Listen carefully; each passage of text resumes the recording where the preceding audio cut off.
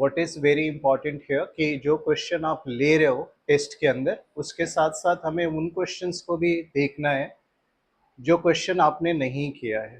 तो purpose of this discussion is to discuss all the question. पर आज जो है फर्स्ट टेस्ट डिस्कशन में हम लोग कन्फाइंड करेंगे 3 to 4 क्वेश्चंस आज डिस्कस करेंगे। Half an hour on every questions. मैं आपको एक स्ट्रक्चर तो प्रिंटेड दूंगा ही पीडीएफ के फॉर्मेट में, लेकिन उसको डिस्कस भी कर ले रहा हूँ। वैसे तो सारे क्वेश्चंस के आंसर प्रिपेयर्ड हैं और वो दिया जाएगा फर्स्ट टेस्ट का, लेकिन आज फोकस फर्स्ट 4 क्वेश्चंस के ऊपर है, including this objective. So if you look at this objective, the answer is here. First जो क्वेश्चन था एसआई यूनिट कौन था, उसमें से ऑप्शन है 1D। क्वेश्चन आपके पास है और आप उसमें अपना आंसर्स देख लीजिएगा और further I will provide you this PDF, तो आप मैच कर सकते हैं। फिर प्लेन एंगल पूछा था, the unit is radian. And फिर क्वेश्चन थर्ड पूछा था मैंने आप लोगों के साथ कि which of this is characteristics of the standard units. The standard units is easily reproducible and internationally accepted, these are. And the next questions what I have asked with you people कि according to Kepler law what is true about planetary motion। Kepler's ने 3 law दिए, उसके according मैंने जो options बनाए थे उसमें वो सारे लॉज के अकॉर्डिंग स्टेटमेंट था, इसलिए द आंसर इज डी। उसके बाद मैंने आप लोगों से एक क्वेश्चन पूछा था कि which of the following is derived units. तो 2 तरह से यूनिट्स होते हैं, एक फंडामेंटल यूनिट्स और एक derived units. Derived units fundamental units से ही डिराइव होते हैं या निकाले जाते हैं। तो density out of all the answer, density वहाँ ऑप्शन में होगा, राइट ऑप्शन, क्योंकि इसके अलावा सेकेंड, मीटर और candela is the fundamental unit. So mass per unit area. यहाँ फिर मैंने बताया था derived unit are obtained by simple multiplication और division of base unit. The question is again on the derived unit कि what is the key advantage, ठीक है, of the SI system being a coherent system of units। उसके अलावा फिर एक question मैंने आपसे पूछा था कि अगर किसी ऑब्जेक्ट को, किसी वस्तु को ऊपर की तरफ थ्रो किया जाए vertically at the highest point of its trajectory, तो व्हाट इज इट्स वेलोसिटी। तो जब हाईएस्ट पॉइंट पे जाएंगे तो फिर वहां पर रीच करने के बाद वेलोसिटी 0 होगी। So option is 0। उसके बाद मैंने क्वेश्चंस पूछा था आपसे हार्मोन्स के ऊपर कि कौन से हार्मोन्स पिट्यूटरी से रिलीज होते हैं।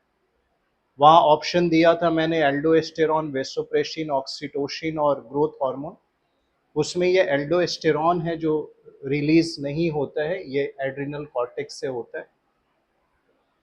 उसके बाद हमने पूछा था एक क्वेश्चंस प्लांट हार्मोन से कि प्लांट हार्मोन्स में से कौन सा ऐसा हार्मोन है जो रिस्पॉन्सिबल है लीव्स के एजिंग के लिए। उसमें आंसर होगा abscisic acid, the right answer out of all the plant hormones. फिर उसके बाद मैंने एक वाइटामिन्स पे क्वेश्चन पूछा था कि परनीशियस एनीमिया किस वाइटामिन की डेफिशिएंसी से होती है। वह है वाइटामिन B12 जिसको हम साइनोकोबालामाइन कहते हैं। फिर हमने एक और क्वेश्चन वाइटामिन से पूछा था कि अगर पेलेग्रा जो डिजीज है वो किसकी डेफिशिएंसी से होती है, तो उसका आंसर नियासिन होगा, विटामिन B3। उसके बाद फिर मैंने क्वेश्चन पूछा था कि which of the following glands secrets glucagon from hormones, that is the islets of Langerhans. Islets of Langerhans, and ये islets of Langerhans basically the part of pancreas है। This is the endocrine part of pancreas. So glucagon released from the islets of Langerhans। ये मैंने उसमें पहला option डाला है A, so glucagon release from that. उसके बाद मैंने पूछा था protein factory of the cell क्या है, राइबोसोम, क्योंकि यहीं पर प्रोटीन का फॉर्मेशन होता है। राइबोसोम्स में। These are the minute particles also called Palladae particles because इसकी खोज की थी। उसके बाद मैंने आपसे एक क्वेश्चंस यहाँ पर पूछा था कि ओवल ब्यूमिन ये किस में मिलता है। This is a protein which is present in the egg white part basically, not in the yellow part. उसके बाद मैंने पूछा था कि जो आप प्रोटीन स्ट्रक्चर देखते हो तो दो amino acids, multiple amino acid यानी पॉलीमर्स ऑफ एमिनो एसिड होते हैं प्रोटीन। तो मैंने पूछा था कि दो एमिनो एसिड्स के बीच में जो बॉन्ड है, जो बंधन है, उस बॉन्ड का नाम क्या है। तो उसे कहते हैं पेप्टाइड बॉन्ड्स, यानी दो एमिनो एसिड्स के बीच में जो बॉन्ड बनता है उसे हम कहते हैं पेप्टाइड बॉन्ड। ठीक है, तो यहाँ मैंने वो क्वेश्चंस पूछा था पेप्टाइड बॉन्ड के बारे में।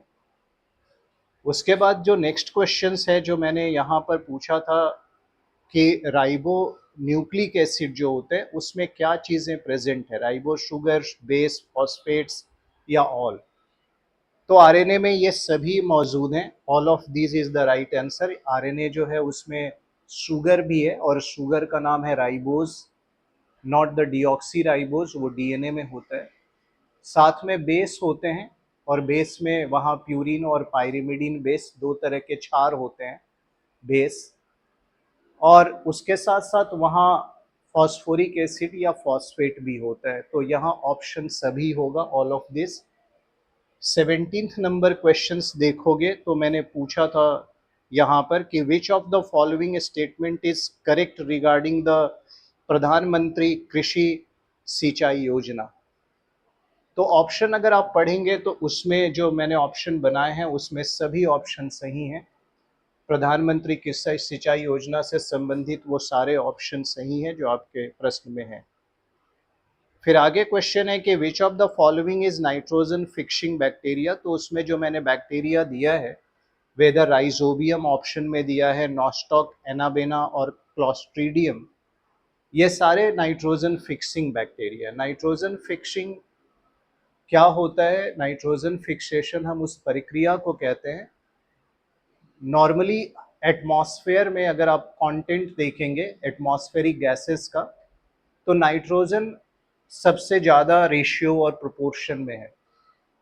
Almost around 78% gas which is present in the atmosphere is nitrogen. But वो एटमॉस्फेरिक नाइट्रोजन प्लांट्स डायरेक्ट ले नहीं पाते। कुछ प्लांट्स जो हैं, खासकर लेग्यूमिनस प्लांट, उनके रूट्स में गांठें होती हैं, रूट्स में नोड्स होते हैं और उन नोड्स में बैक्टीरिया होती हैं। वो बैक्टीरिया वहाँ सिम्बायोटिक रिलेशनशिप में होती हैं। आप इकोलॉजी में पढ़ोगे सिम्बायोसिस। सिम्बायोसिस हम उस रिलेशनशिप में को कहते हैं जहाँ दो स्पीसीज एक साथ रहते हों और दोनों एक दूसरे को बेनिफिट्स देते हों। तो वो इंटरैक्शन, वो रिलेशनशिप जो है दो स्पीसीज की, दो प्रजाति की, हम उसे सिम्बायोटिक रिलेशनशिप कहते हैं।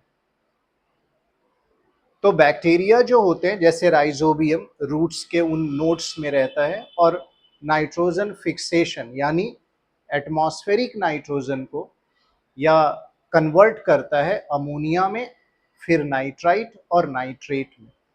तो ये जो कन्वर्जन है नाइट्रोजन का, जो मॉलिक्यूलर नाइट्रोजन है उसका अमोनिया या नाइट्राइट या नाइट्रेट में, इसी प्रोसेस को नाइट्रोजन स्थिरीकरण या नाइट्रोजन फिक्सेशन कहते हैं।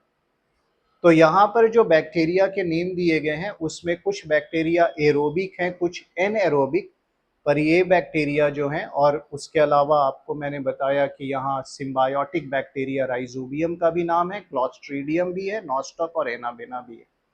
ये सारे जो हैं all of this is right, क्योंकि ये सभी नाइट्रोजन फिक्सेशन में हेल्प करते हैं। उसके बाद मैंने यहाँ पर एक क्वेश्चन पूछा था कि द क्रेब्स साइकिल।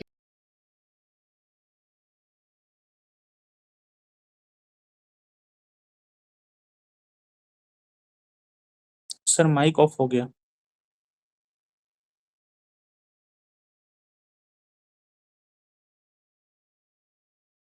जाता है बॉडी के अंदर स्टमक में, when you chew the food and enter into the stomach, the digestion begins right from this mouth, क्योंकि एंजाइम का सिक्रेशन माउथ से शुरू हो जाता है।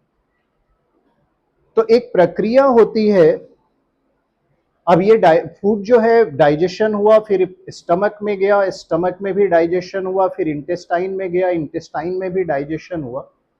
डाइजेशन के बाद जो कॉम्प्लेक्स फूड जो हम खा रहे हैं, चपाती, दाल, उनमें जो कंपोनेंट हैं कार्बोहाइड्रेट, प्रोटीन, फैट्स, वो ब्रेक डाउन होते हैं और वो फिर क्या है, ब्लड में जाता है। फूड डाइजेशन के बाद ब्लड से वो कंपोनेंट जो है सभी सेल्स तक पहुंचता है ब्लड के थ्रू। सेल में क्या होता है कि सेल में जाने के बाद वहां पर ये मॉलिक्यूल्स जो है, कॉम्प्लेक्स मॉलिक्यूल, कार्बोहाइड्रेट्स, ये ब्रेक डाउन होते हैं और ब्रेक डाउन होने के बाद उस प्रक्रिया को, उसके लिए ऑक्सीजन की जरूरत पड़ती है। जब वो प्रक्रिया ब्रेकडाउन की माइटोकॉन्ड्रिया में होती है और वहां एक साइक्लिकल प्रोसेस होता है, उसे कहते हैं क्रेब्स साइकिल। इस प्रोसेस को हम रेस्पिरेशन कहते हैं। इस प्रोसेस को हम रेस्पिरेशन या सेल्यूलर रेस्पिरेशन कहते हैं, यानी कोशिकीय श्वसन कहते हैं हिंदी में। अब ये जो सेल्यूलर रेस्पिरेशन है, इसका मतलब है कि सेल्स है ये, और सेल के अंदर जब ये इंटर करता है molecules, complex molecules like carbohydrate, अब ये कार्बोहाइड्रेट को सिंपल कार्बोहाइड्रेट में कन्वर्ट कर देता है डाइजेशन के दौरान। तो मान लो ये ग्लूकोज है, which is a simple carbohydrate.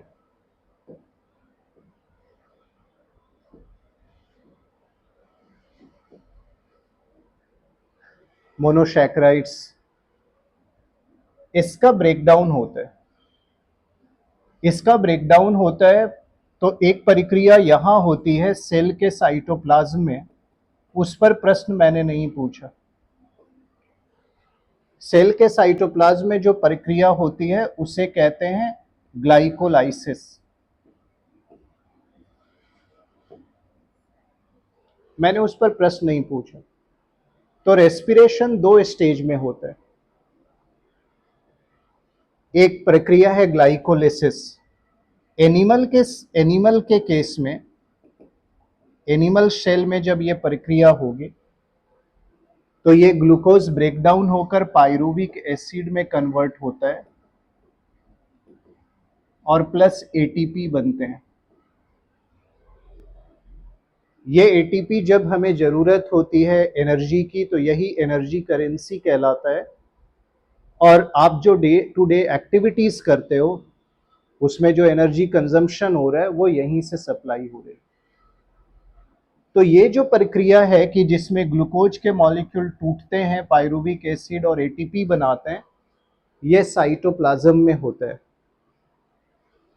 लेकिन फर्दर यहां जो एटीपी बनता है वो ज्यादा अमाउंट में नहीं बनता।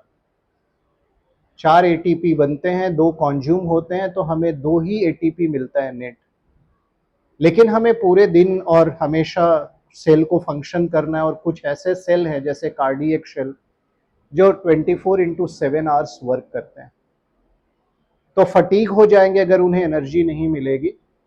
तो और ज्यादा एनर्जी क्रिएशन करने के लिए माइटोकॉन्ड्रिया के अंदर एक प्रोसेस होता है, उस प्रोसेस को हम कहते हैं क्रेब्स साइकिल। अब क्रेब्स साइकिल्स कैसे होगा, तो ये पायरुविक एसिड जो है इंटर करेगा, इसमें चेंज होगा और एक साइक्लिकल प्रोसेस होगी, और इसी साइक्लिकल प्रोसेस में फिर से ये ग्लूकोज पूरी तरह ब्रेक डाउन होकर CO2 प्लस H2O और प्लस ATP देगा।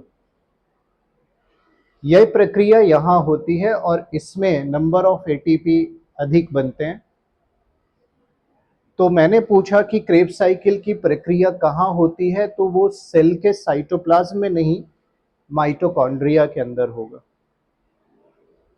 तो ये इसका आंसर माइटोकॉन्ड्रिया है। उसके बाद मैंने आपसे क्वेश्चन पूछा था कि रिड्यूसिंग शुगर इनमें से कौन है।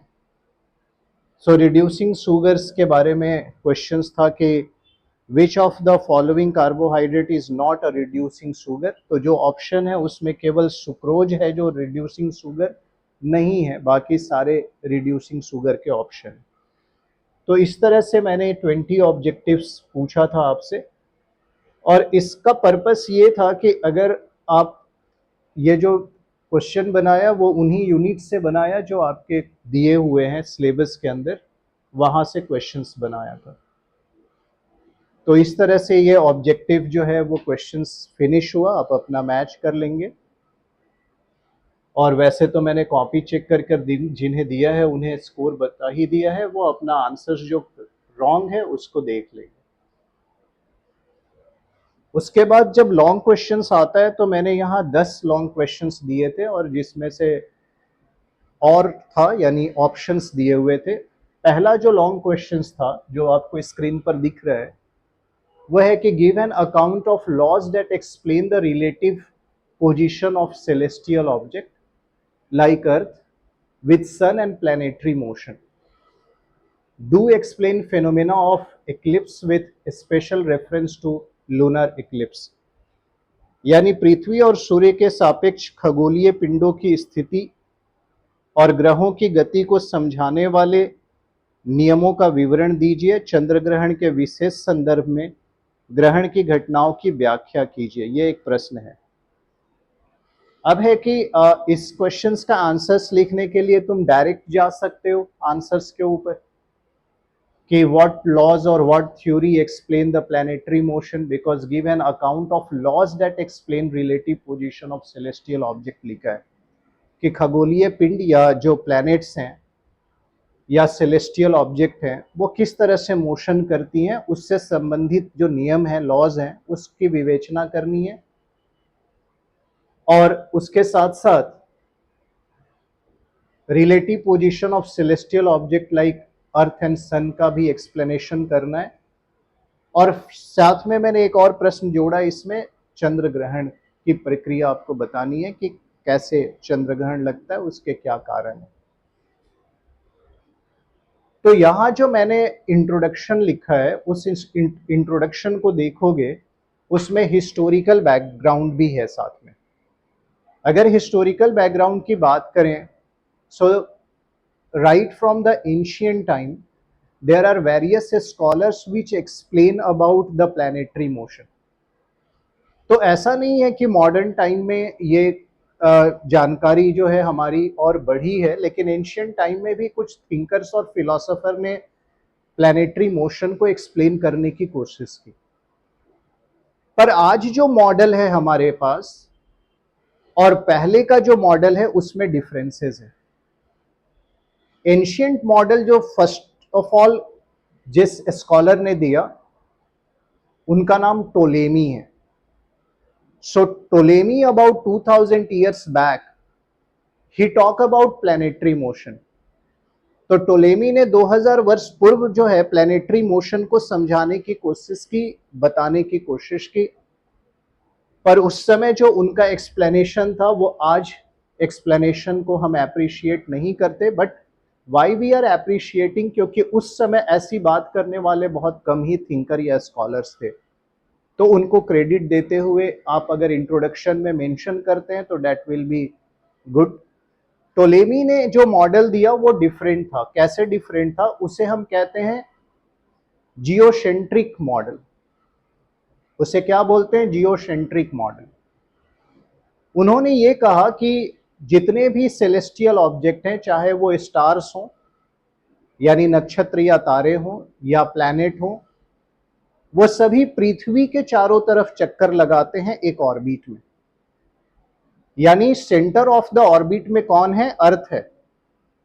उसको हम कहते हैं जियोसेंट्रिक मॉडल। क्या बोलते हैं उसे? Geocentric model. So the earliest model which is given by, तो अब ध्यान देना है कि जो मॉडल्स हम पढ़ने जा रहे हैं या जिसके बारे में रूल्स है अगर देखोगे, so there are two models, one is geocentric, another is heliocentric. ध्यान से सुनो।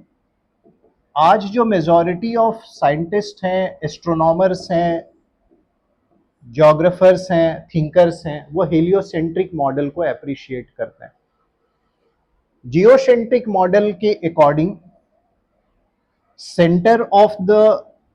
सेंटर क्या है? अर्थ है, और अर्थ के चारों तरफ प्लैनेट्स, सैटेलाइट्स और स्टार्स रिवॉल्व करते हैं।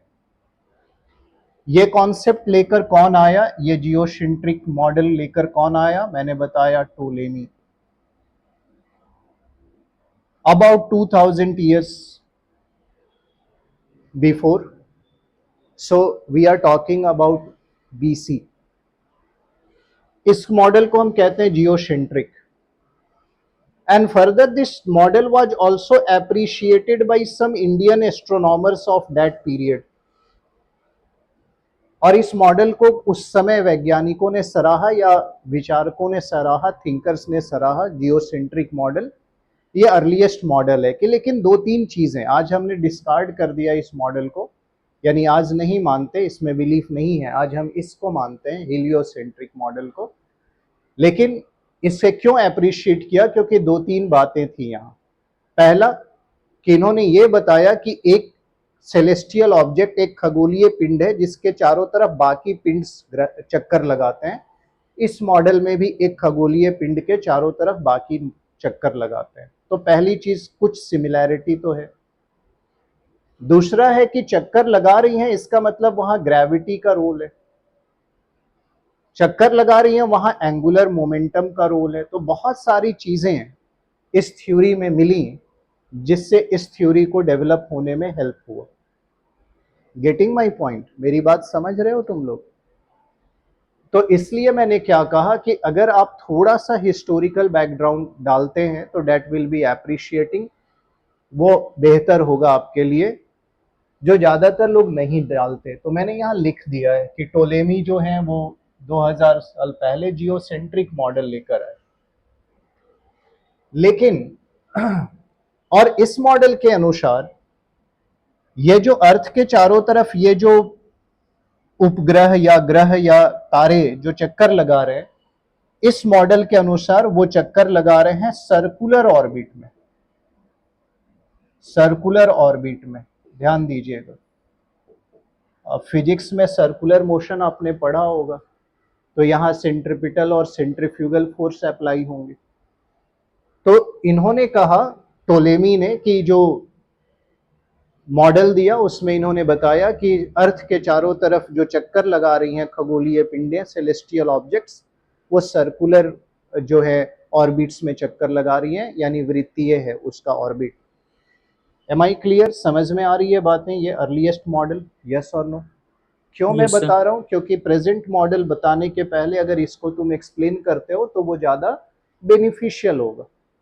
अब देखो नेक्स्ट है हेलियोसेंट्रिक मॉडल। अब heliocentric model is very elegant model. अब यहां क्या है हेलियोसेंट्रिक मॉडल? यहां सेंटर में हीलियन वर्ड सन के लिए है। Sun is in the centre, not the earth. इस मॉडल के अनुसार सेंटर में सन है और इस सन के चारों तरफ प्लैनेट्स जो हैं वो रिवॉल्व करते हैं। तो according to heliocentric model, which celestial object is in the center? Sun is in the center. Center में कौन है? सन है। Heliocentric model. और इसके चारों तरफ प्लैनेट्स जो है या अदर सेलेस्टियल ऑब्जेक्ट्स जो है वो रिवॉल्व करते हैं, मोशन में। अब इसको अपने ट्रिटाइज में किसने एक्सप्लेन किया? आर्यभट्ट ने एक्सप्लेन किया 5th सेंचुरी एडी में। तो ये इंडियन स्कॉलर आर्यभट्ट का भी कंट्रीब्यूशन है हेलियोसेंट्रिक मॉडल में। तो आपने अगर इंट्रोडक्शन में मेंशन किया तो बेहतर है, इंडियन का कंट्रीब्यूशन। लेकिन जब हम मॉडर्न टाइम की बात करते हैं, आर्यभट्ट से कई हजारों साल बाद एक पोलैंड के मॉन्क थे जिनका नाम था Nicolas Copernicus. He was a Polish monk, ठीक है ना। तो उन्होंने एक मॉडल दिया, सेम हीलियोसेंट्रिक मॉडल, और उन्होंने इसी डेफिनेटिव मॉडल में बताया कि planet moved in circle around the fix central sun. So Nicolas Copernicus was the one of the first modern thinker.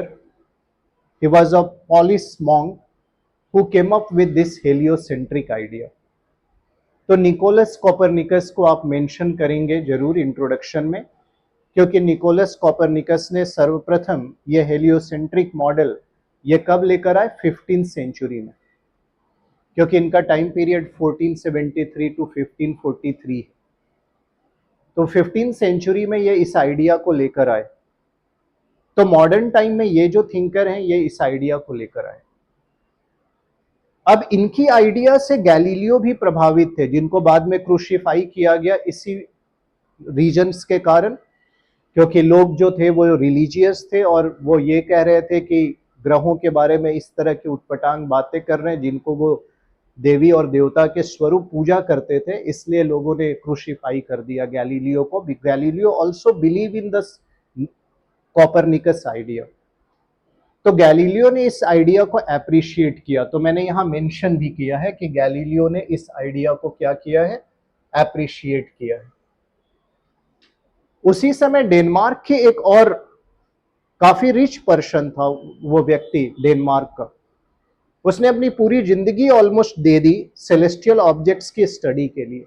उनका नाम था टाइको Brahe.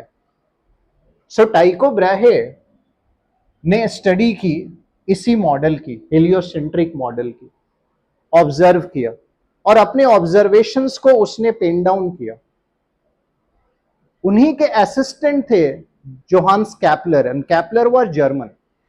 He was a German thinker, German scholar. वो किसके असिस्टेंट थे, टाइको Brahe के। तो कई लोग कहते हैं कि उन्होंने उनके आइडिया को चुरा लिया, कई लोग कहते हैं कि टाइको ब्राहो के चूंकि असिस्टेंट भी थे ये जर्मन थिंकर जोहान्स कैपलर, तो इन्होंने उसके आइडिया से ही अपने आइडियाज को डिराइव किया, उनके वर्क से फिर स्टडी किया और उसके बाद अपने लॉज लेकर आए। But of course the Tycho Brahe and Johannes Kepler are associate with each other. So after the Tycho Brahe's studies, the Johannes Kepler took that treatise and work on that, और उसके बाद उसी idea को आगे explore करते हुए Johannes Kepler, the German thinker और philosopher of that time, okay, अपने लॉज लेकर आते हैं, laws of the planetary motion.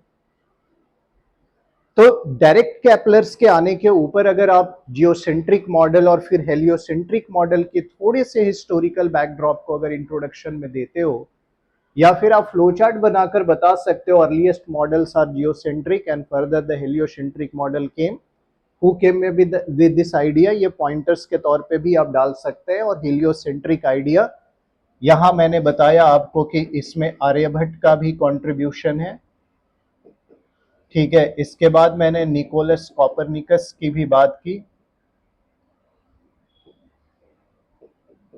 फिर मैंने आपको गैलीलियो की भी बात की, फिर मैंने आपको टाइको ब्राहे की बात की, और फिर लास्ट में केपलर्स की बात की। Are you getting my point? So if you are mentioning Yes, sir. this in the historical backdrop, that will be okay, more emphatic कि how the Kepler came with this elegant idea of heliocentric model, ठीक है, ये story है। This part you may write briefly in introduction. Are you getting my point? Yes or no? Sir ये point जरा बड़ा नहीं हो जाएगा इंट्रोडक्शन लिखने में? नहीं, मैंने क्या कहा कि उसको आप क्या कर सकते हैं, फ्लो चार्ट करके बनाओ ना। वो तो मैंने इसलिए लिख दिया क्योंकि अभी तो मैंने तुम्हें फ्लो चार्ट बताया ना कि there are two earliest model, one is geocentric, another is heliocentric, और जियोसेंट्रिक के नीचे ही बुलेट दे दो, who came up with this idea. Diagram बना के ऐसे दिखाना है ना, सेंटर में अर्थ है और अपने आइडियाज को वहीं प्रेजेंट करना है जैसे मैंने बताया। वो तो इसलिए दिया है बिकॉज तुम बाद में पढ़ोगे भी तो, लेकिन जो एक्सप्लेनेशन है वो मैंने फ्लो चार्ट में समझाया ना, कैसे एक्सप्लेन करोगे एग्जाम के अंदर with limited time period. Are you getting my point? Yes sir, समझ में आया? Yes sir, yes. ठीक। अब आते हैं कैपलर्स लॉज।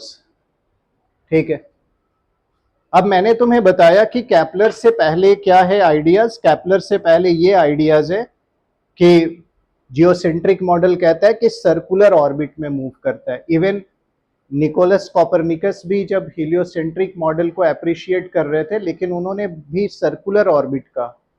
कैपलर्स का आइडिया उनसे थोड़ा अलग है। केपलर कहते हैं कि नहीं, the first law of the Kepler which is called the law of orbit और द लॉ ऑफ एलिप्स, वो क्या कहते हैं? वो ये कहते हैं कि the planetary motion is around the sun in a elliptical orbit, not a circular orbit. So Kepler का आइडिया यहां अलग है। किससे अलग है? The idea of Nicholas Copernicus. तो ये जो लॉ ऑफ ऑर्बिट या लॉ ऑफ एलिप्स है, वो ये कहता है कि every planet, try to understand, every planet moves in an elliptical orbit with sun at one of its two foci, and this explains why the distance between earth and sun change throughout the year. So when once this law came, this law challenged the long-held belief of the circular orbit of Copernicus and was crucial step in understanding the true path of celestial bodies. तो मैंने यहां ये बताया है कि इस law के अनुसार जितने भी प्लैनेट्स हैं वो सन के चारों तरफ किस पथ में, किस ऑर्बिट में घूम रहे हैं? इलिप्टिकल ऑर्बिट में, नॉट सर्कुलर ऑर्बिट। तो इस ये जब आइडिया आया तो कॉपरनिकस के आइडिया को इसने चैलेंज किया और इसके सपोर्ट में उन्होंने कुछ बातें बताने की कोशिश की। तो अब देखो यहां थोड़ा सा क्या है कि डायग्राम्स के थ्रू अपने आइडियाज को थोड़ा एक्सप्लेन भी करोगे। अब यहां ये डायग्राम देखिए। अब इलिप्स के बारे में थोड़ा सा बेसिक्स तुमको बताना होगा कि व्हेन जब you are explaining, elliptical path ऐसे होते हैं और सर्कल अगर आप बनाते हो तो circle is like that. Try to understand. Circle में ये एक सिंगल फोकस होता है। Try to understand. लेकिन इसी सर्कल को तुम ऐसे प्रेस कर दो तो ये इलिप्स होगा। होगा कि नहीं? अगर सर्कल हो और हम ऐसे प्रेस कर दें तो वो इलिप्स में कन्वर्ट होगा? यस और नो? बताओ। यस। ठीक है, तो सर्कल को अगर आप फ्लैट कर देते हो तो इट बिकम एलिप्स। पर सर्कल में क्या तुम देखते हो कि सर्कल में आप अगर यहां से ऐसे लाइन ड्रॉ करते हैं या यहां से ऐसे लाइन ड्रॉ करते हैं, इसका लेंथ क्या होता है? इक्वल ही होता है। इसको आप डायमीटर कहते हो ना? यस और नो? और ये रेडियस होता है। ठीक है, ये सर्कल है। बट केपलर्स ने क्या कहा, इससे अलग बताया। उन्होंने कहा कि नहीं, इलिप्टिकल सर्कल में प्लैनेट्स मूव करते हैं according to the first law, not in the circular. यानी इसको थोड़ा प्रेस कर दो। ठीक है, अब आपने देखा होगा इसके लिए मैथ्स में x square y square is equal to a square, ऐसा फॉर्मूला अगर आप देखते होंगे। ठीक है, तो इस तरह से अगर आप देखेंगे कि ऐसा कुछ हमें दिखाई देता है सर्किल के लिए। मैथमेटिक्स में नहीं जाना बहुत ज्यादा। ठीक है, लेकिन एलिप्स के लिए जो फॉर्मूला है,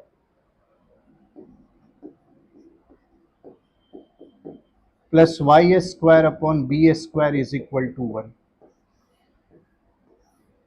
दोनों में अंतर है। This is for the circle and this is for ellipse. अब ध्यान दो, जब ये सर्कल को तुम प्रेस करते हो तो एक चीज जो डेवलप होती है उसे क्या बोलते हैं? उसे कहते हैं eccentricity. Have you heard the word eccentric और इसेंट्रिसिटी? Yes sir. यानी कि इलिप्स है तो वहां इसेंट्रिसिटी है। इसेंट्रिसिटी को हम ई से रिप्रेजेंट करते हैं। ध्यान दीजिएगा, किससे रिप्रेजेंट करते हैं? ई से।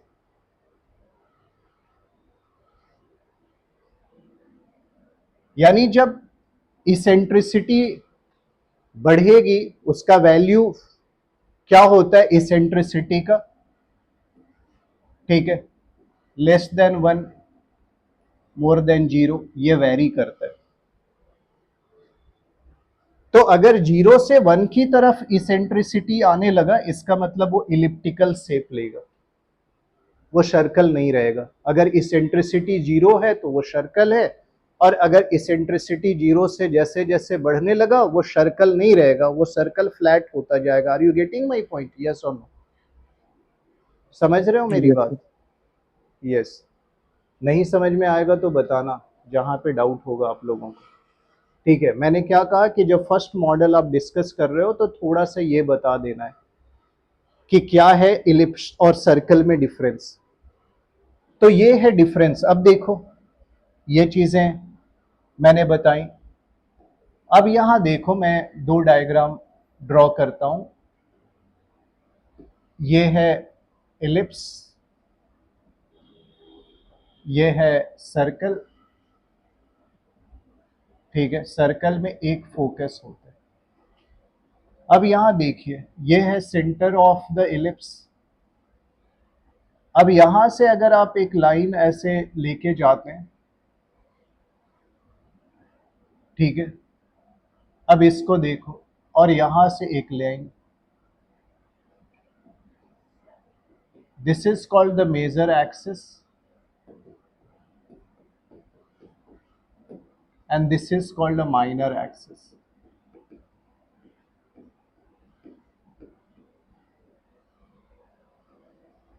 उसके बाद कहा कि दो फोकस होंगे, एलिप्स में दो फोकस होते हैं, सर्कल से अलग होता है। यहां one F1 and F2, two foci are there. अब अगर कोई भी प्लैनेट इस इलिप्टिकल सर्कल में मूव कर रहा है, अगर वो यहां है, ट्राई टू अंडरस्टैंड, ये प्लैनेट है यहां, तो जो प्लैनेट का यहां अगर आप देखोगे डिस्टेंस, ये इक्वल होगा यहां से। अगर F1 प्लस F2 ऐड करोगे, अगर ये प्लैनेट यहां आ जाता है और इस कंडीशन में फिर से आप देखते हो ये F1 से और F2, अगर ये दोनों जोड़ते हो F1 plus F2, it is always equal. यानी प्लैनेट कहीं भी रहेगा, F1 प्लस F2 ऐड करोगे वो इक्वल ही होगा। तो क्या कहा केपलर्स ने फर्स्ट लॉ में कि प्लैनेट जो है वो सन, अब सन के बारे में क्या कहा, सन यहां नहीं होगा सेंटर ऑफ इलिप्स में। उन्होंने कहा सन एक फोकस के ऊपर होता है, so sun is located here. Sun का पोजीशन क्या होगा, सन यहां होगा। Sun is located at a focus, the according to the first law of the Kepler, where the sun is located at the first, एक focus, कोई एक focus पे होगा। अगर सन हमने कंसीडर कर लिया यहां है, ठीक है। Are you getting my point? अब देखो ये मेजर एक्सिस है, तो अगर ये यहां सेंटर से लेकर और यहां तक, ठीक है ना, इस पॉइंट पर ये जो डिस्टेंस है यहां से यहां, इसको हमने मान लिया a, यहां से यहां तक का डिस्टेंस हमने मान लिया a, तो ये टोटल जो मेजर एक्सिस है उसका क्या होगा, डिस्टेंस 2a। उसी तरह से अगर हम माइनर एक्सिस की बात करें, यहां से यहां ये है डिस्टेंस b, यहां से यहां है डिस्टेंस b, तो टोटल माइनर एक्सिस हो गया 2b। यस और नो? बताओ। yes sir. सो इन एलिप्स आपको बताना है कि मेजर और माइनर एक्सिस है और इसका पोजीशन, ठीक है, कहां पर है। तो अगर आप देखेंगे इसका पोजीशन तो ऐसे आपको पता लगेगा। Are you getting my point? मेरे बात समझ आ रही है आप लोगों को? यस और नो? ठीक है, इसेंट्रिसिटी का कॉन्सेप्ट थोड़ा समझ में आया? यस और नो?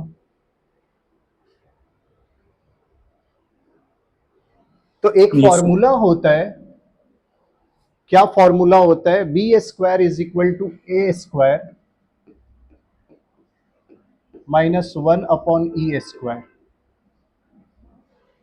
अब ध्यान से देखो, अगर आप e को मान लो कि 1/2 ले लो तो क्या होगा? 1 - 1/2 का स्क्वायर यानी 1/4, तो 3/4 होगा। तो तुम देख रहे हो ना कि यहाँ पर माइनर और मेजर एक्सिस के बीच में डिफरेंसेस समझ में आ रहा है कि नहीं? तो इसेंट्रिसिटी 0 से 1 की तरफ जाएगा तो क्या होगा? सर्कल नहीं रहेगा, वो सर्कल फ्लैट होता चला जाएगा। तो कैपलर्स ने ये बताने की कोशिश की, पहले लॉ के अनुसार क्या बताने की कोशिश की उन्होंने, कि जो सन है वो इस इलिप्स के एक फोकस पे होता है और इसी सन के चारों तरफ प्लैनेट्स मूव करते हैं इलिप्टिकल सर्किल में, not in the circular orbit, elliptical orbit में। इस इलिप्टिकल ऑर्बिट में दो फोकस होते हैं और दो एक्सिस होती है, एक मेजर एक माइनर। ठीक है, अब देखो ये जो ए लिखे हो, ये ए क्या है? इसको कहते हैं सेमी मेजर एक्स।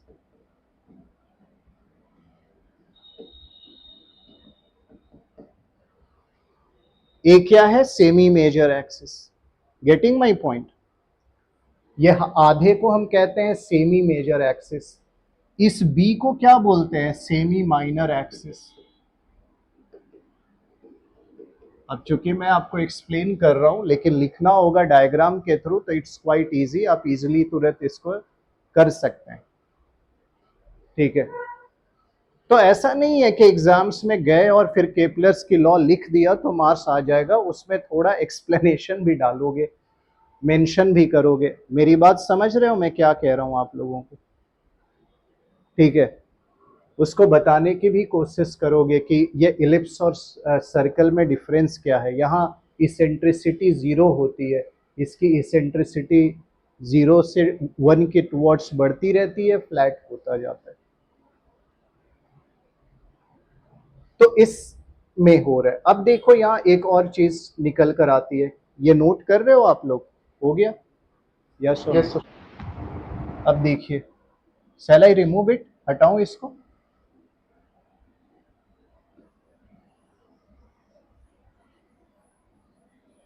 और क्या चीजें आपको थोड़ी बतानी है, बेसिक ही बता रहा हूं। तो मैंने आपको बताया कि ये मेजर एक्सिस है, ये माइनर एक्सिस है जो सेंटर से होके जा रही है। फिर मैंने आपको बताया कि दो फोकस हैं और इसमें से एक जो फोकस है उसके ऊपर सन है प्रेजेंट, और इसी सन के चारों तरफ रिवॉल्व कर रहे हैं प्लैनेट्स इसमें। सो प्लैनेट्स आर रिवॉल्विंग। अब देख रहे हो दो चीजें दिखाई देंगी। एक समय में मान लो प्लैनेट यहां है इस पोजीशन पर, एक समय में यहां है। ये जो डिस्टेंस होगा और ये जो डिस्टेंस होगा, सन से देखो डिस्टेंस, यहां पर अगर प्लैनेट है सन के बहुत क्लोज है,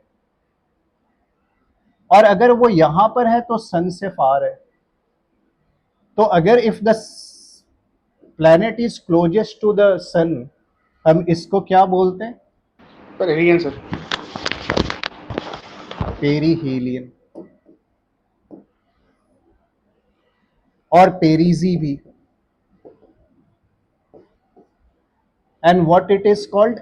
एपोजी और एपोहीलियन।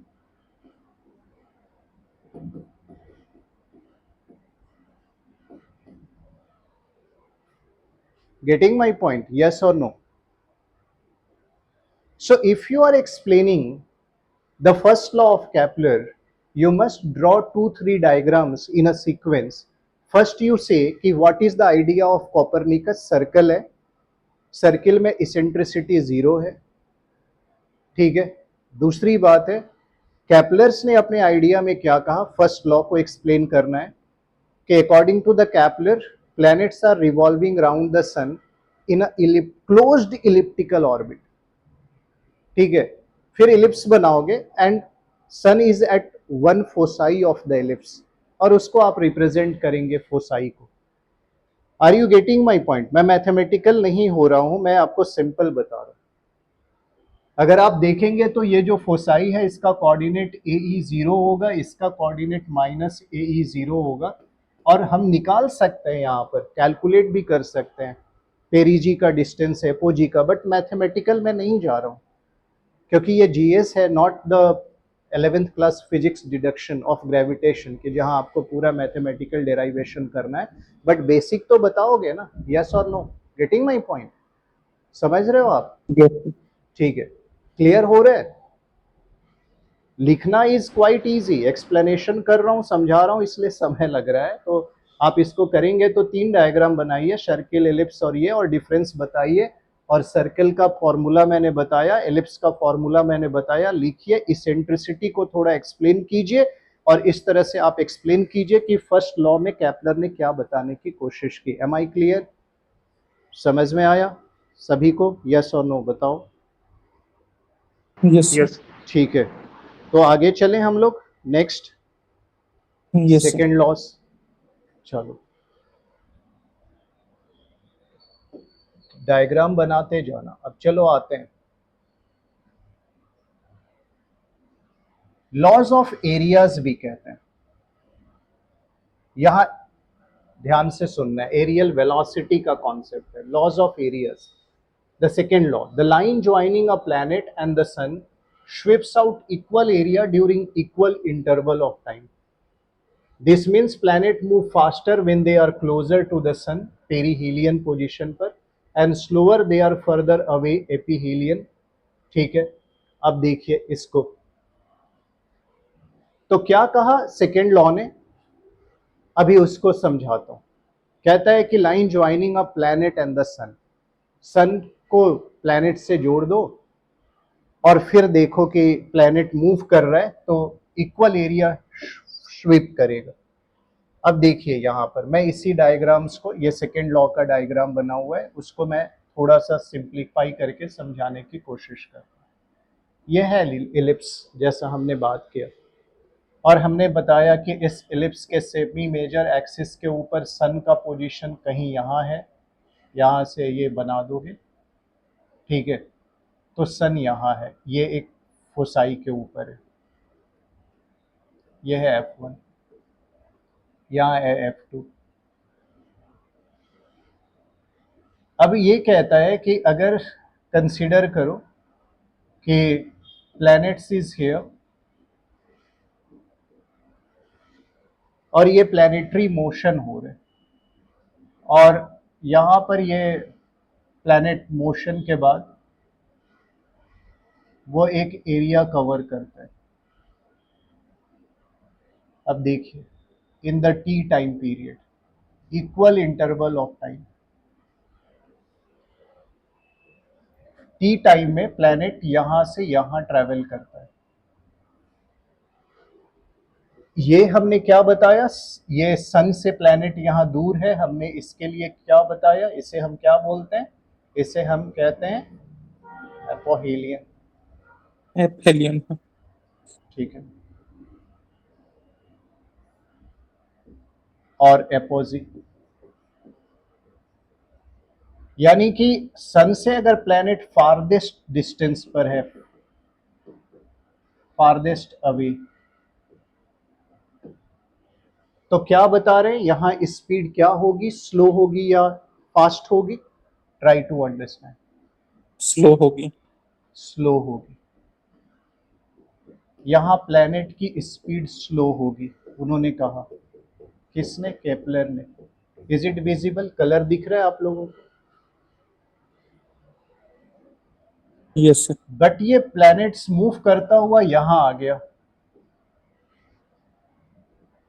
अब अगर वो ऐसे मूव कर रहा है, इस यहां से वो मूव कर रहा है, मान लो यहां तक आ रहा है, ये एरिया कवर कर रहा है टी टाइम पीरियड में planets, same time period T, equal time period, ध्यान देना है, टाइम पीरियड इक्वल है.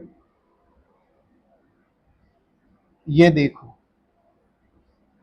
ये ज्यादा एरिया कवर कर रहा है। Are you getting my point? देख रहे हो, ये ऐसे लग रहा है ज्यादा एरिया कवर कर रहा है, बट अगर कैलकुलेट करोगे ये एरिया और ये एरिया इक्वल होगा। क्यों? क्योंकि आप यहां से ये पूरा आर्क कवर करेंगे। ये अब यहां क्या बता रहे हैं कि ये सेम टाइम पीरियड में यहां पर जो वेलोसिटी है प्लैनेट की, मूवमेंट की, ये फास्टर है, और इसको हम क्या बोलते हैं? पेरीहीलियन। तो क्या बता रहे हैं कि पेरीहीलियन जो है, यहाँ क्लोज टू द सन अगर प्लैनेट है तो यहाँ सन स्पीड जो है वो क्या होती है? ज्यादा होती है, ठीक है, प्लैनेट्स की। फास्टेस्ट मूव करता है। क्या मूव करता है? वो फास्टेस्ट मूव करता है, ठीक है। यानी यहां पर एक कॉन्सेप्ट छुपा हुआ है, उसको हम कहते हैं concept of areal velocity. Concept of areal velocity, okay, of a planet. Aerial velocity of a planet is constant.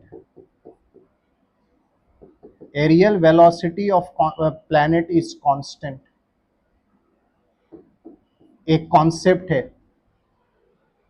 तो ये जो सेकेंड लॉ है वो ये कहता है कि जब पेरीहीलियन यानी ये जो छोटा नजदीक जब आता है प्लैनेट तो ये फास्ट मूव करता है, उसकी स्पीड बढ़ जाती है। तो जो ये एरिया कवर करता है अगर उसको देखेंगे, और जब फार्दर अवे रहता है, जब वो एपीहीलियन पे होता है, तो यहां पर क्या होता है कि इसका मूवमेंट स्लो हो जाता है। तो जो ये एरिया है, टोटल एरिया जो ये है, ये अगर मैं सेड कर दूं, और अगर दूसरा तुम ये एरिया निकालोगे, अगर इसको तुम कहते हो A1, और ये जो टोटल एरिया निकालोगे A2, तो क्या होगा? A2 is equal to A1, ये इक्वल होगा, ओके। यही लिखा हुआ है। Yes, sir. Getting my point? तो क्यों यहां पर प्लैनेट को स्लो मूव करना है? क्योंकि अगर यहां से यहां सन होता तो फिर ये उतना ही स्पीड में मूव करता, नजदीक होता तो। लेकिन सन से दूर है, तो ये एरिया जो है, आर्क अगर लोगे तो ये एरिया और ये एरिया बराबर होंगे। This is the second law. उसको भी उन्होंने एक्सप्लेन करने की कोशिश की, ठीक है, उसे भी उन्होंने एक्सप्लेन करने की कोशिश की, ठीक है। DA upon d t is equal to constant. लेकिन फिर से वो मैथमेटिकल में नहीं जाना है बहुत, आपको ये आइडिया बताना है और उसको एक्सप्लेन करना है। तो इस केस में तुमने क्या देखा? इलिप्स के केस में तुमने एक चीज गौर किया कि जो वेलोसिटी है वो चेंज होता है। Velocity is not equal. Try to understand. The velocity here is slow. The velocity of the planet here is fast. यहाँ ज़्यादा है. So अगर मैं इसको V1 कहता हूँ और इसको V2, so the V1 is not equal to V2. Are you getting my point? Yes or no? Yes, sir. आशीष, समझ में आ रहा है? सर इसको रिपीट करिए एक बार, ये वाला वेलोसिटी वाला कॉन्सेप्ट। इसको एरिया तो कर, समझ में नहीं सर, एरिया समझ में आ गया। जो अभी बताया ना वेलोसिटी वाला, सर उसको कर दीजिए आप। किसको? ये sir area V1 is not equal to V2 sir, आपने लिखा ना जो हाँ, मैंने ऊपर कहा ना, यहाँ पे सर स्पीड स्लो हो रही है ना। क्यों स्लो हो रही है? क्योंकि एरिया इक्वल कवर करना, अब डिस्टेंस इतना ज्यादा है। अगर मैं इसको कट करके यहाँ बनाऊं, ये वाला पार्ट, समझ रहे हो, और इसको कट करके बनाऊं यहाँ ये पार्ट, अगर, रुको,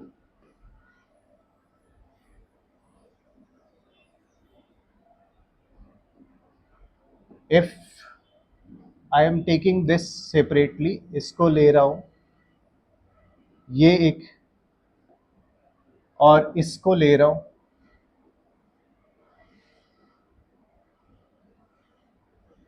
ध्यान देना, ये एरिया और ये एरिया इक्वल है, यही बता रहे हैं ना Kepler. Are you getting my point? Yes, sir. ये कैसे इक्वल है? क्योंकि जब ये यहां से यहां जा रहा है तो स्लो मूवमेंट हो रहा है। Are you getting my point?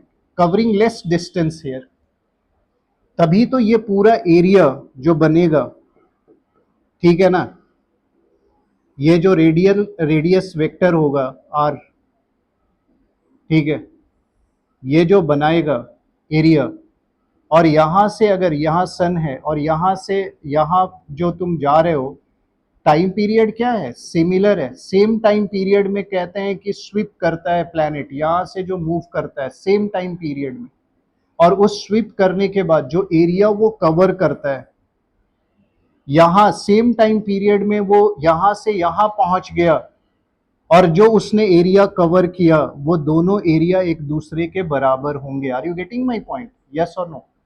यही बता रहे हैं Yes, ना sir. केपलर। तो ये कैसे पॉसिबल होगा जब v1 is not equal to v2 ना? इसका मतलब यहां से यहां इसने तेजी से ट्रेवल किया होगा ना सेम टाइम पीरियड में, तभी तो ये एरिया बना। और ये एरिया कब बना? जब ये स्लो मूवमेंट हो रहा है। Are you getting my point? Yes और no? So v1 Yes, is sir. Not equal to v2 ना इन दिस केस। यस और नो? तो सर एरियल कांस्टेंट वेलोसिटी फिर वो क्या हुआ सर? आपने कहा कि एरियल कांस्टेंट वैल्यू एरियल मतलब वो एक अलग कॉन्सेप्ट है, मैंने बताया। That is not area. उसको हम क्या बोलते हैं? वो वेलोसिटी जो है वो सिंपल वेलोसिटी नहीं है, उसको हम कहते हैं एरियल वेलोसिटी। वो एक अलग कॉन्सेप्ट है। Getting my point? Yes sir. ठीक है। तो वेलोसिटी ऑफ प्लैनेट कैसे निकालोगे?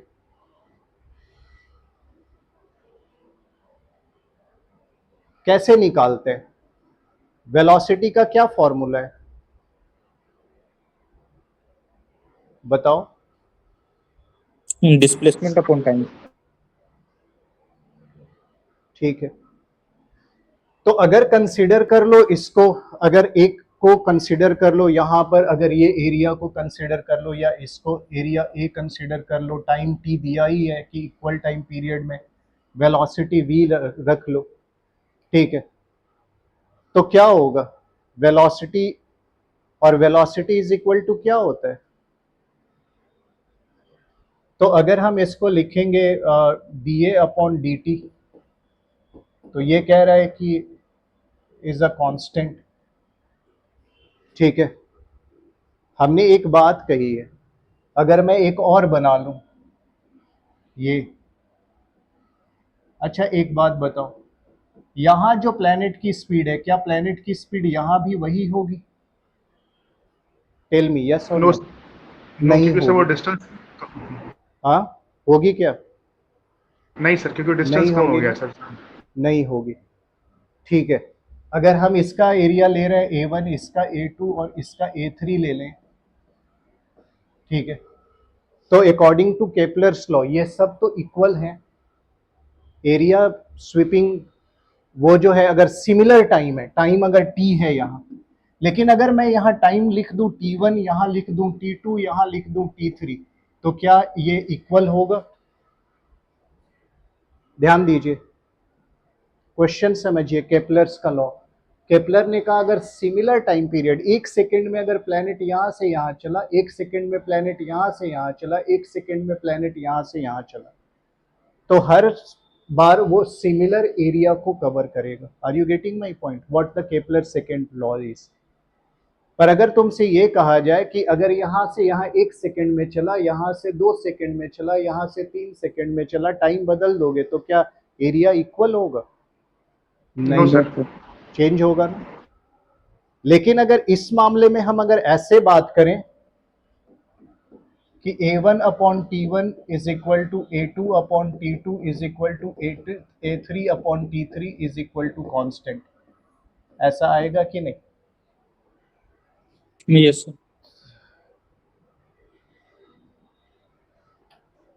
If the dA upon dt is constant, ये आएगा। तो इसीलिए मैंने क्या कहा कि डीप मैथमेटिक्स में नहीं जाते हैं हम, इसको एक्सप्लेन करके छोड़ते हैं। आप समझ रहे हैं जेपीएससी एग्जाम के लिए, क्योंकि हमें यह समझना है कि फिजिक्स, और यहाँ पर क्या है कि if you are diving deep into the mathematics, तो फिर वहां पे प्रॉब्लम होगी एग्जाम्स में। Are you getting my point? मैं क्या बता रहा हूं, समझ रहे हो कि नहीं? बेसिक समझ आ गया सेकेंड लॉ का? Yes sir. ठीक है, तो अब हम लोग ज्यादा अंदर नहीं जाते हैं क्योंकि इसको प्रूफ भी किया और हम प्रूफ कर सकते हैं मैथमेटिकली, लेकिन जेपीएससी में हमें यहाँ सेकेंड लॉ को प्रूफ करने की जरूरत नहीं है। कैपलर्स के आइडियाज को बाद में प्रूफ भी किया गया, ठीक है ना, और वहां पर एरियल वेलोसिटी का कॉन्सेप्ट आया। Okay, dA upon d t is equal to constant, हम उसको निकाल सकते हैं। ओके,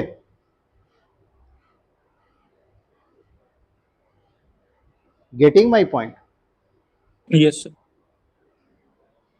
लेकिन फिर वो कैलकुलेशन में जाएंगे, ऐसे निकालेंगे। dt मतलब बहुत स्मॉल टाइम में तुम जब जा रहे हो तो इसको क्या मानेंगे, इसको मानेंगे लीनियर। फिर यहाँ से तुम डॉट ड्रॉ करोगे एक परपेंडिकुलर, फिर तुम निकालोगे, ठीक है ना, ये हाइट हो जाएगा। फिर थीटा तुम निकालोगे, इसको बढ़ा दोगे तो ये अगर थीटा है तो ये 180 माइनस थीटा होगा। तो मैं उसमें नहीं जाना चाहता तुमको समझाने के लिए deep mathematics. Are you getting my point? इतना ही बताना है और बेसिक एक्सप्लेन करना है, ठीक है? प्रूफ करने की जरूरत नहीं है, वो प्रूफ हम 11th क्लास फिजिक्स में करेंगे। Are you getting my point? समझ गए कि नहीं? क्योंकि कुछ कंस्ट्रेंट है ना हमें मेंस राइटिंग में, समय का ध्यान रखते हुए चीजों को लिखना है। तो क्लियर हुआ, बेसिक कॉन्सेप्ट समझ आया? यस और नो? यस। Yes sir. अब आते हैं next, third law, the law of periods और लॉ ऑफ हार्मोनीज। इसको भी मैथमेटिकली प्रूफ कर सकते हैं लेकिन लिमिट में रख के करना है। This law establish mathematical relation between the planets orbital period. Orbital period का मतलब है time it takes to complete one orbit. एक ऑर्बिट को कंप्लीट करने में कितना समय लगता है उसको हम टी कहते हैं, कैपिटल टी से डिनोट करते हैं, and the size of its orbit, ठीक है? तो क्या कहता है कि square, this rule is saying that the square of orbit orbital period of planet is directly proportional to cube of semi major axis of its orbit. Semi major axis अभी मैंने आपको समझाया था कि इन्होंने क्या कहा है, तो मैंने अभी आपको एक्सप्लेन किया था कि अगर ये एलिप्स है, if I will take another colour,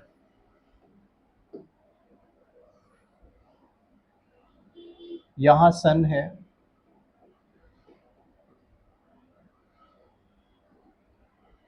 तो ये अगर इस इलिप्स का सेंटर है तो ये जो है ये सेमी मेजर एक्सिस है, यहां से इधर और यहां से इधर, और प्लैनेट रिवॉल्व कर रहा है इसी इलिप्टिकल ऑर्बिट में, इस डायरेक्शन में जा रहा है। प्लैनेट्स, इन्होंने कहा कि जो ये ऑर्बिट है इसमें मूव करने का एक, हर सेलेस्टियल ऑब्जेक्ट का एक टाइम पीरियड होता है। उन्होंने कहा कि वो टाइम पीरियड जो होता है वो प्रोपोर्शनल होता है सेमी मेजर एक्सिस के क्यूब से। इसे बताया इन्होंने कि t square is directly proportional to what, the a cube. Are you getting my point?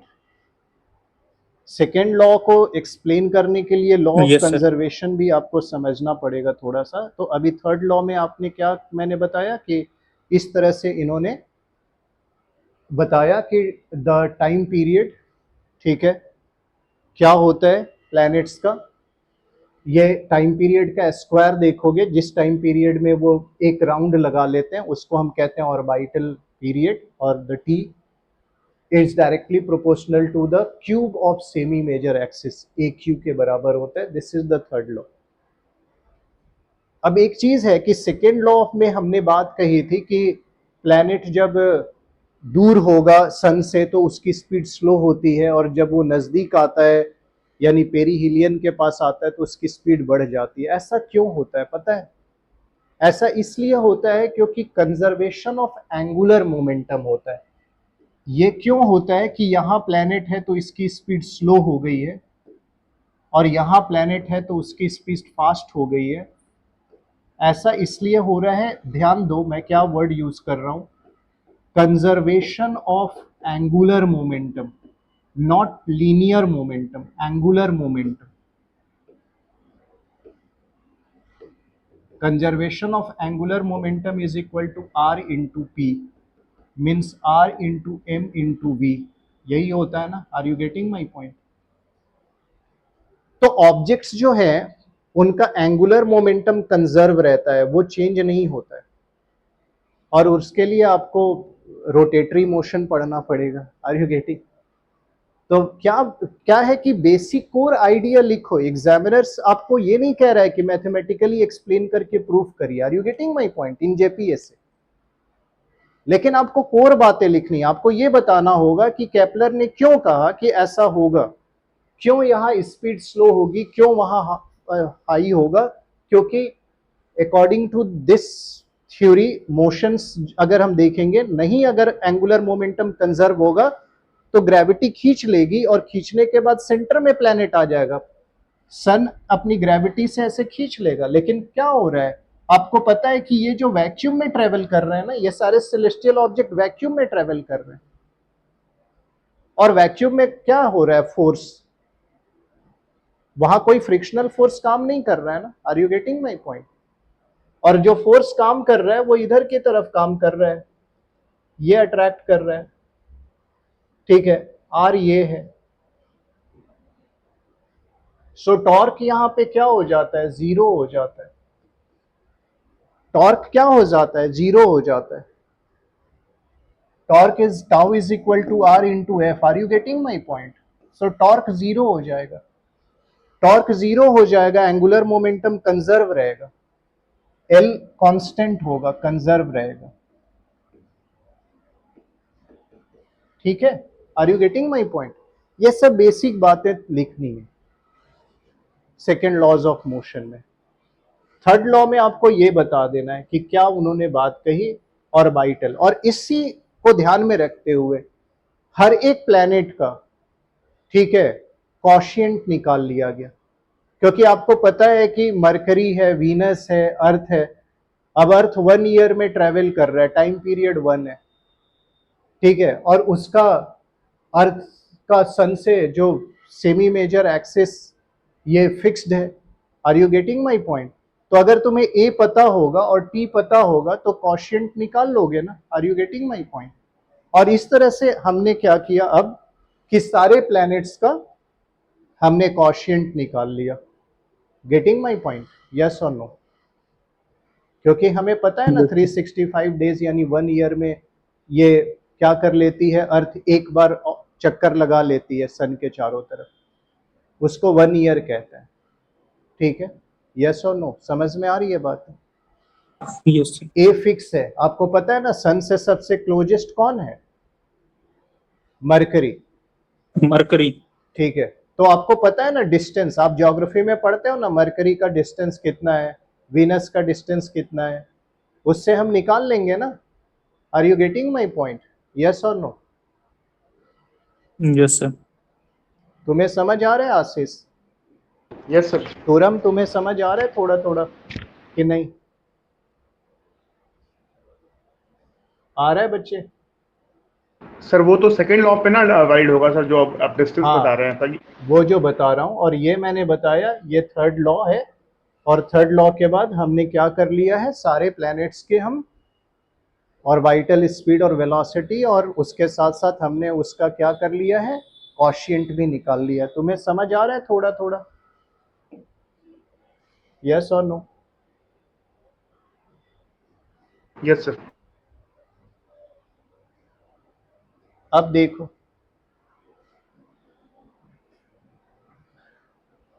तो ये थे केपलर्स लॉ। केपलर्स ने समझाने की कोशिश की कि किस तरह से प्लैनेटरी मोशन हो रहा है, और 3 लॉ दिए उन्होंने, 3 लॉ के थ्रू एक्सप्लेन करने की कोशिश की कि कैसे जो है प्लैनेट इलिप्टिकल ऑर्बिट में मूव कर रहे हैं, नॉट इन सर्कुलर ऑर्बिट, और जब मूव कर रहे हैं उनका मोमेंटम कंजर्व है। और साथ में उन्होंने जो कॉन्सेप्ट दिया एरियल वेलोसिटी का, तो उन्होंने बताया कि जो एरिया कवर कर रहे हैं वो एरिया इक्वल कवर कर रहे हैं अगर इक्वल डिस्टेंस ऑफ टाइम में स्वीप कर रहा है, प्लैनेट मूव कर रहा है, तो अगर वो पोजीशन चेंज कर रहा है तो जो एरिया कवर करेगा वो एरिया इक्वल होगा। लेकिन स्पीड जो होती है वो एपोहिलियन पे या एपीहिलियन पे वो स्लो हो जाती है, पेरीहिलियन के पास फास्ट होती है। क्यों? क्योंकि इक्वल एरिया कवर करते हैं in equal period of time. उसके बाद उन्होंने एक कॉन्सेप्ट दिया कि जो ऑर्बिटल टाइम पीरियड है t square is proportional to the semi major axis का क्यू यानी ए क्यू। और इस तरह से उन्होंने एक्सप्लेन किया प्लैनेटरी मोशंस को।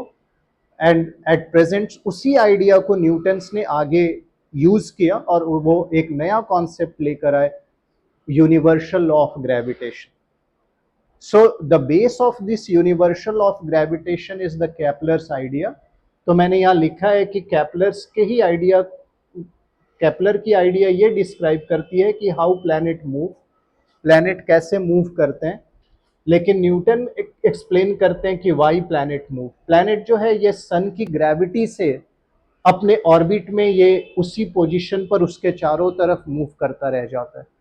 ये प्लैनेट क्यों नहीं निकल पा रहा है? Because of sun's gravity. क्योंकि यूनिवर्सल लॉ ऑफ मोशन ये कहता है कि अगर यूनिवर्स में कोई भी ऑब्जेक्ट है वो क्या करता है, वो फोर्स ऑफ अट्रैक्शन लगाता है, वो ऑब्जेक्ट के मास और उसके बीच के डिस्टेंस का स्क्वायर होता है। Are you getting my point? So sun का मास अगर m1 है और यहाँ एक प्लैनेट है अर्थ, अगर से इसका मास है m2, ठीक है, तो ये जो है सन यहाँ पर एक फोर्स लगाएगा, ये जो फोर्स होगा वो होगा m1 m2 upon r square. अब ये m तो फिक्स होगा ना, are you getting my point? g का वैल्यू भी कांस्टेंट है ना, पता है आपको? Yes Yes, sir. आर भी इस हर प्लैनेट के लिए आर भी जो होगा वो फिक्स होगा कि नहीं होगा फॉर एवरी प्लैनेट? क्योंकि अर्थ यहाँ है, मरकरी तो सन के क्लोज होगा ना। Are you getting my point? Venus, are you getting my point? तो ये वैल्यू कांस्टेंट होगा कि नहीं होगा फॉर एवरी प्लैनेट? बताओ मुझे, नहीं समझ आ रहा है? हाँ नहीं बोलो कुछ तुम लोग। सर जी तो कांस्टेंट ही होगा सर, वो आर सिर्फ चेंज होते रहेगा और मास। ये कांस्टेंट है ना? सन का मास कांस्टेंट होगा ना? Yes yes sir. और नो? अगर वन तुम यहाँ अर्थ कंसीडर कर रहे हो तो अर्थ का मास कांस्टेंट होगा ना, कि चेंज हो जाएगा कल अर्थ का मास? नहीं सर। अच्छा नहीं, नहीं, और सन और अर्थ के बीच का डिस्टेंस फिक्स है ना, यस सर। तो ये ऑलमोस्ट कांस्टेंट वैल्यू है।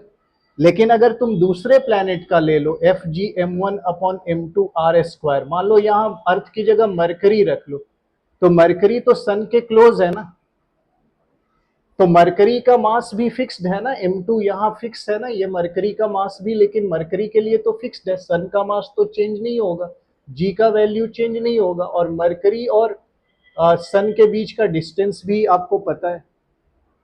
तो ये एक पर्टिकुलर प्लैनेट के लिए ये एफ का वैल्यू फिक्स होगा। Are you getting my point? For a particular planet in relation to the sun. Are you getting my point? Yes or no?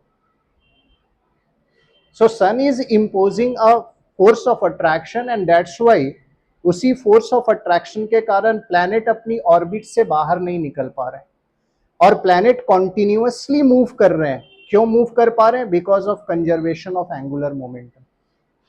वो सन के पास सन की ग्रेविटी से खींचकर सेंटर में क्यों नहीं आ पा रहे हैं?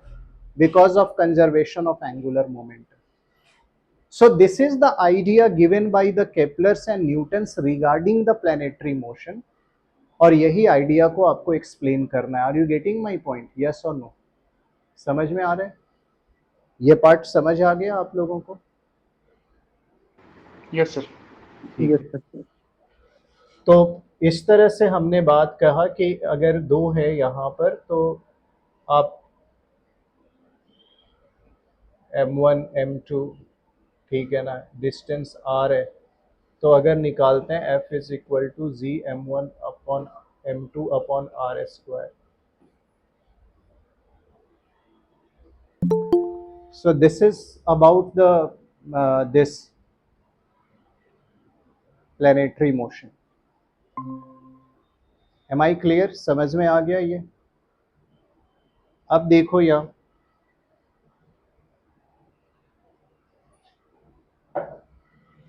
तो आपको यहां पर ये एक्सप्लेन करना है। अब जब हम लूनर एक्लिप्स की बात करते हैं, तो लूनर एक्लिप्स आपको पता ही है कि क्यों होता है। लूनर एक्लिप्स अकर्स बिकॉज सन और मून के बीच में कौन आ गया? अर्थ। अर्थ आ गया। अब उसका शैडो बन रहा है। वो शैडो जो बनता है वो स्टेज वाइज बनता है, और ज्यादातर लोगों ने वो स्टेज मिस कर दिया लिखने के लिए। लेकिन जब तुम लिखना एग्जाम्स में तो उस स्टेज को लिखना है। जैसे पहला दो वर्ड्स आपको समझना है, अम्ब्रा और पेनम्ब्रा। आप जानते हैं ये टर्म? ये क्या है? The darkest and central part of shadow where the sun is completely obscured, umbra कहते हैं। And the outer partial shadow where sun is only partially block is penumbra. अब यहां देखो, ये डायग्राम दिख रहा है आप लोगों को? यस और नो? अब यहां देखो, this is sun, this is earth, and this is moon. As you know, the sunlight is coming here, और यहां से ये देखो लाइन, ध्यान दो, ये ठीक है। This part when we talk about, हम उसी पार्ट को क्या बोलते हैं? इसको बोलते हैं अम्ब्रा। ध्यान दीजिएगा। लेकिन उसके सराउंडिंग में ये देखो, ये जो पार्ट है, this is called penumbra. So first of all, when you are explaining the lunar eclipse, तो आपको ये आइडिया होना चाहिए, क्योंकि जब डायग्राम बना रहे हो तो उसमें ध्यान देना है। अब स्टेजेस लिखने हैं। पहला स्टेज है यहां इस डायग्राम में, फर्स्ट डायग्राम ये है, सेकंड ये स्टेज है, थर्ड ये स्टेज ये है, जो ऊपर एक्सप्लेनेशन है आपके नोट्स में। फर्स्ट स्टेज क्या है? देखो, this is sun, this is earth, and here there is moon. Moon यहां नहीं है, ध्यान देना। ये देखो, मैंने तुम्हें क्या बताया कि ये जो फेज है, ये जो है, इसको अम्ब्रा कहते हैं। मून अम्ब्रा रीजन में नहीं है, इस रीजन में नहीं है मून। मून अभी इस रीजन में है, पेनम्ब्रा में है। सो पेनम्ब्रा लूनर एक्लिप्स कहते हैं उसको। This is the first stage कि moon enter into the penumbral region. पहला स्टेज में इस रीजन में जाएगा मून, हल्का शैडो पड़ेगा, तुम्हें मून ऐसा दिखेगा। Lunar Eclipse if started, moon ऐसा दिखेगा, ध्यान देना। फर्दर तुम देखोगे, अब देखोगे ये है, अब मून जो है इस रीजन में इंटर कर रहा है, पार्शियल लूनर एक्लिप्स कहते हैं उसको। When the moon is on this line, जहां की पेनम्ब्रल रीजन खत्म हो रहा है और अम्ब्रल रीजन शुरू हो रहा है, moon is at this junction, उस स्टेज पर पार्शियल लूनर एक्लिप्स होते हैं। At the margin of penumbra and umbra, यहां पर मून ऐसा दिखेगा तुम्हें। ये देखो, ये पार्ट तुम्हें दिख रहा है, ऐसा मून दिखेगा, बाकी मून डार्क हो जाएगा रीजन। अब देखो, ये कंप्लीटली अम्ब्रल रीजन में मून आ गया, थर्ड स्टेज। मून कैसा दिखता है? मून रेड ऐसा दिखता है। ये कंप्लीट लूनर एक्लिप्स स्टेज है। So when you are explaining lunar eclipse, मत ऐसे सिंपली लिख देना कि yes, when this lunar eclipse appeared, when in the between this moon and sun the earth appeared, but उसका shadow कैसे बन रहा है? You have to write in this stages. Are you getting my point? Yes or no? समझ में आ गया तुम लोगों को? उसी स्टेज को मैंने यहाँ पर एक्सप्लेन कर दिया। Penumbral stage, then partial eclipse, then total, और जैसे ही फिर यहां से निकलकर फिर ऊपर वाले पेनम्ब्रल में जाएगा तो टोटलिटी लॉस्ट कर जाएगा। Are you getting my point? समझ में आ गई बात है?